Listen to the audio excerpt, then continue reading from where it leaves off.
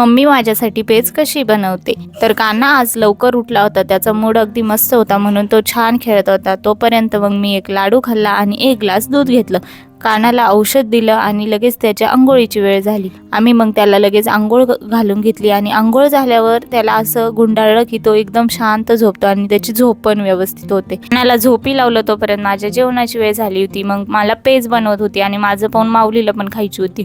तर एक मोठा चमचा तूप टाकून घ्यायचं, त्याला जिऱ्याची फोडणी द्यायची, खसखस टाकायची आणि जेवढं लागेल तेवढं बाजरीचं पीठ टाकायचं. पीठ लालसर होईपर्यंत ते शिजून घ्यायचं. जसं जसं पीठ लालसर होईल तसं तसं त्याचा वास एक नंबर येतो. मग हे थोडंसं लालसर झालं की त्यामध्ये हवं तेवढं दूध टाकायचं आणि दुधाला मस्त उकळी येऊन द्यायची. जेवढी ती शिजल तेवढी त्याची टेस्ट एक नंबर येते. मग त्यामध्ये गूळ टाकायचा जेवढा आपल्याला पाहिजे तेवढा आणि मस्त शिजून घ्यायची आणि लगेच पेस्ट रेडी होऊन जाते. मम्मीने मग मला ती आणून दिली. पेजचा वास तर एक नंबर येत होता. पेज खाऊन झाली तोपर्यंत कानाचा मामा कानाला भेटायला आला होता. तो बँगलोरला असतो, थेट तिकडून आला होता. मामाने बाळाला बघायचे 500 रुपये दिले आणि मग काय तोपर्यंत माऊलीने त्याला झोपी लावलं आणि संध्याकाळी वसुबारस होतं तर आम्ही गेलो पूजा करायला. आजपासून दिवाळीला सुरुवात झाली होती. तर मम्मीने सगळीकडे दिवे लावले आणि मग थोडा वेळ कानासोबत सगळ्यांनी टाइम स्पेंड केला. असा होता आज आमचा दिवस. बाय.